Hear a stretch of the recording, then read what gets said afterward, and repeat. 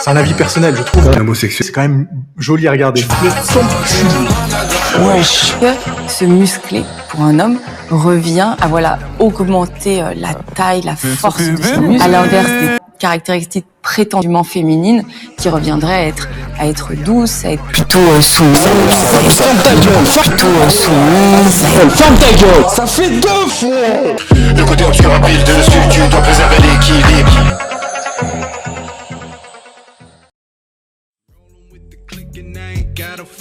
Eh man, détends-toi. Qu'est-ce qui va pas, man? T'as qu'à t'enrouler un petit, tu sais, man. Vraiment.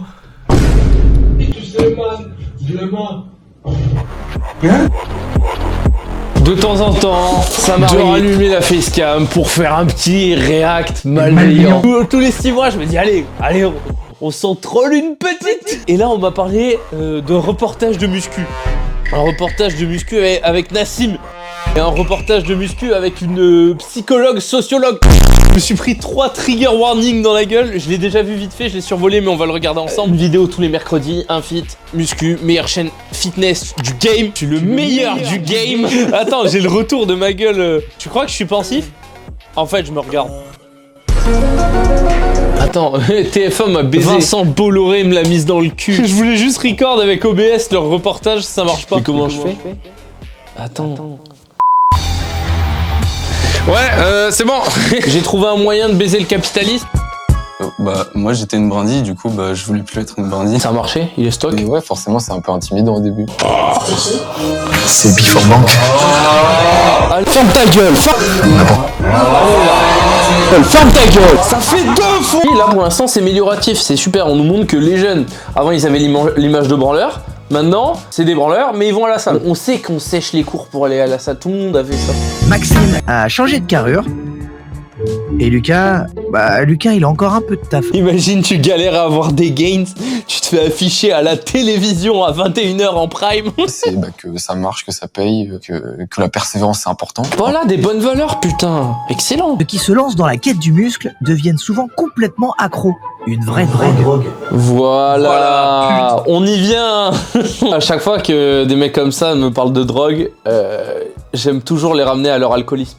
Parce que la plupart des gens boivent de l'alcool. Et boire de l'alcool quotidiennement, j'appelle ça de l'alcoolisme. Un bodybuilder vraiment passionné, il peut pas s'arrêter. Ce serait presque comme un toxico qui est privé de sa drogue. Le problème, c'est qu'il utilisait le mot bodybuilder, alors qu'avant, il parlait des pratiquants en général. Il parle du bodybuilder, mais bon, la nuance. Voilà, ils ont fait carrément la comparaison avec un mec qui sniffe de la coke. Parce que c'est quand même un peu péjoratif. Nassim, la télé. Drogue. Si on part du principe que quand ça manque, ça commence à être compliqué, là, effectivement... Addiction, tu peux employer le mot. Drogue, faut commencer à aller te faire enculer. Putain, je te jure que si un jour je passe dans un documentaire sur la muscu, pas vu mon corps, j'interdis les plans de coupe, genre.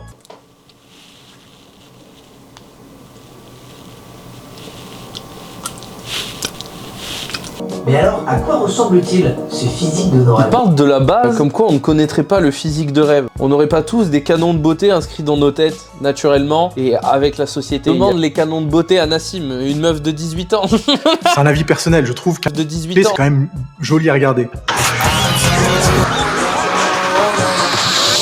C'est un avis personnel, je trouve que l'homosexuel, c'est quand même joli à regarder. Wesh, c'est quoi ça? Oh, c'est quoi ça? J'ai envie de me buter, je savais même pas que ça existait. Ça, pourquoi ils mettent ça là? Je voulais pas voir ça, moi. Un peu, excusez-moi le terme, mais quand même mal à alpha. Faut jamais laisser parler un chargé. Les femmes ont un regard différent sur nous. Enfin, un mec trop chargé. J'aimerais bien qu'il soit à mes côtés pour me protéger. Ah, ça y est, on va tomber dans le ridicule et ils vont se foutre de la gueule des go muscu à cause de ça.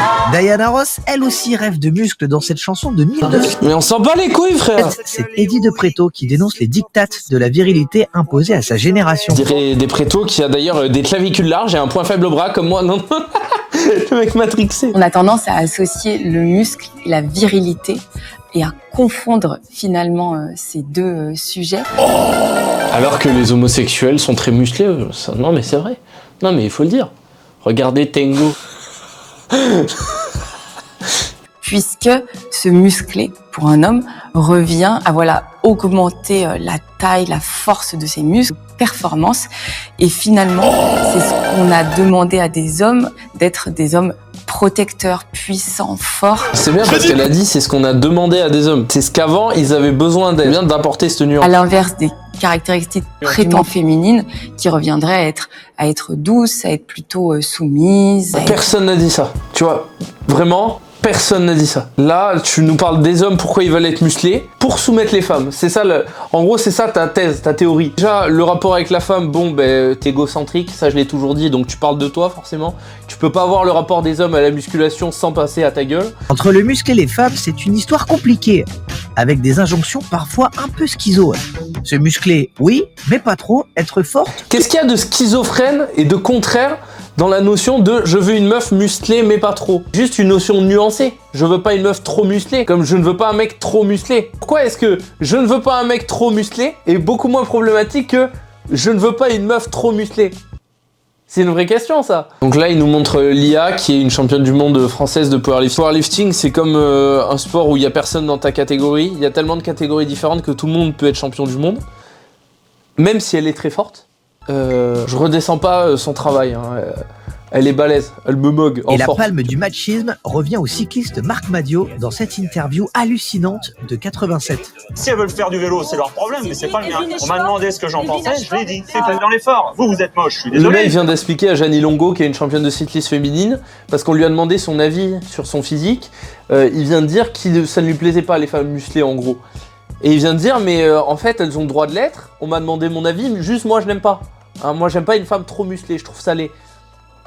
Je partage cet avis. Dans l'effort. Vous êtes moche, je suis désolé. Ça, tu vois, c'est du machisme. Par contre, quand on se fout de la gueule des bodybuilders depuis 30 ans dans les films, quand on décrit ces canons, là, c'est pas de la misandrie. Non, pas du tout. Moi, en fait, ce qui me dérange, c'est juste cette interprétation que quand on critique une femme musclée, en fait, on insulte les femmes. Par contre, quand on critique un homme musclé, qu'on se fout de sa gueule, là, c'est pas les hommes, c'est le muscle qu'on critique. Pourquoi est-ce que pour les femmes, ça serait pas le muscle aussi? D'ailleurs, petite information, le cheval est un des seuls sports où les femmes sont à peu près équivalentes aux hommes. Pourquoi? Parce que c'est pas l'humain qui fait le sport, c'est le cheval. Si vous voulez un jour vous taper une énorme barre, au lieu de regarder mes vidéos, regardez des compétitions de sport extrême comme du freeride, catégorie femmes, c'est à mourir de rire.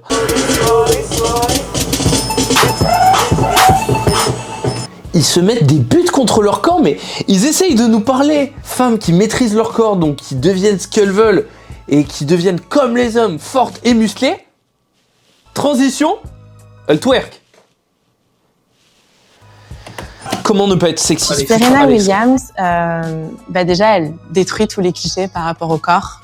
Elle a révolutionné le tennis. Elle détruit pas, en tout cas, les clichés par rapport au corps des femmes noires. Je sais pas quel cliché elle a détruit. C'est sûr que si tu la compares à Jeannie Longo, elle détruit le cliché de la femme européenne un petit peu filiforme. Mais les femmes noires ont globalement, lorsqu'elles ont une activité physique, un corps qui va ressembler à ce qu'a Serena Williams. Donc je sais pas quel cliché elle détruit. Faut réfléchir un peu des fois avant de parler. C'est vraiment un travail à faire, que la femme se réapproprie son corps et qu'elle pas uniquement comme un objet de désir pour quelqu'un en fait. Je suis d'accord avec ce qu'elle vient de dire. Le corps des femmes n'est pas uniquement un objet de désir. C'est pour ça que moi au montage j'aurais pas mis un extrait de Serena Williams qui twerk. Je me demande peut-être que le monteur en fait c'est lui qui est sexiste. C'est pas moi.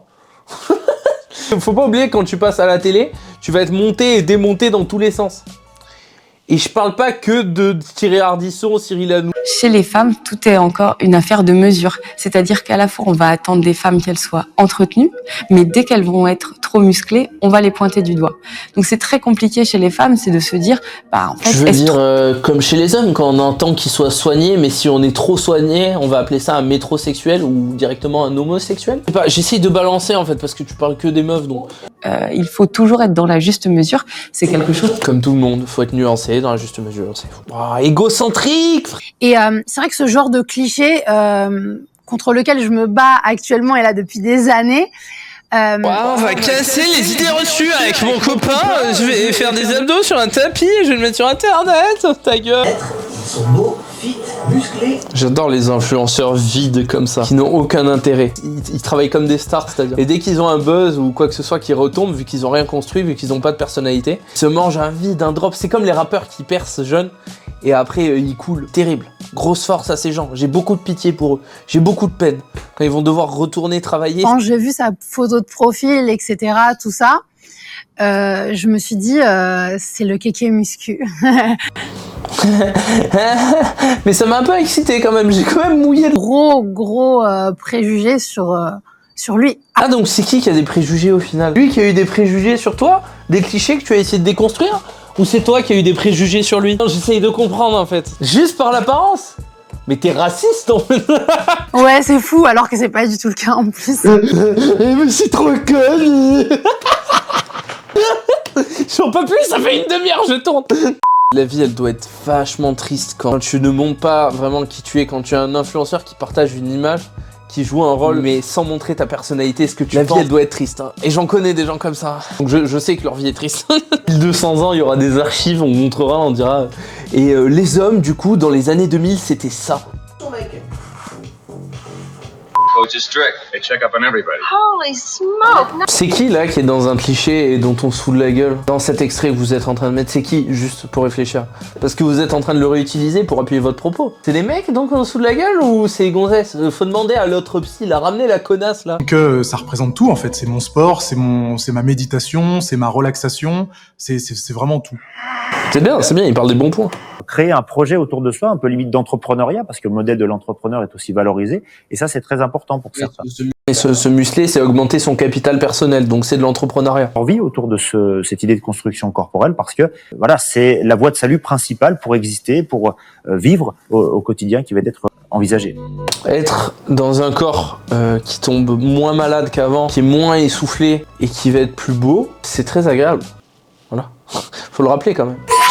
Oh le cliché, la fin a coupé, mais pour vous dire que la conclusion était sympa. La conclusion, c'était la métaphore de Sisyphe. Je vais encore passer pour un con si je me trompe dans le nom. Vas-y, je vais pas vérifier, on va dire c'est Sisyphe qui pousse un rocher et une fois que le rocher est en haut de la montagne, il va devoir redescendre et recommencer. Bref, c'est une quête infinie. La muscu, avoir un corps, c'est une quête infinie, comme la santé mentale, comme vos objectifs dans le travail, que ça soit l'entrepreneuriat, vos relations en couple. Les efforts n'ont pas un objectif fixe et après on n'a plus d'efforts à faire. Une constance de travail, une abnégation, la résilience, ce que je vous explique dans plein de dernières vidéos sur la chaîne. Il faut continuer. Ce qui est important dans la vie, c'est pas d'avancer vite, c'est d'avancer tous les jours. C'est beau ça, c'est beau. Vas-y, abonne-toi à un feat, ciao.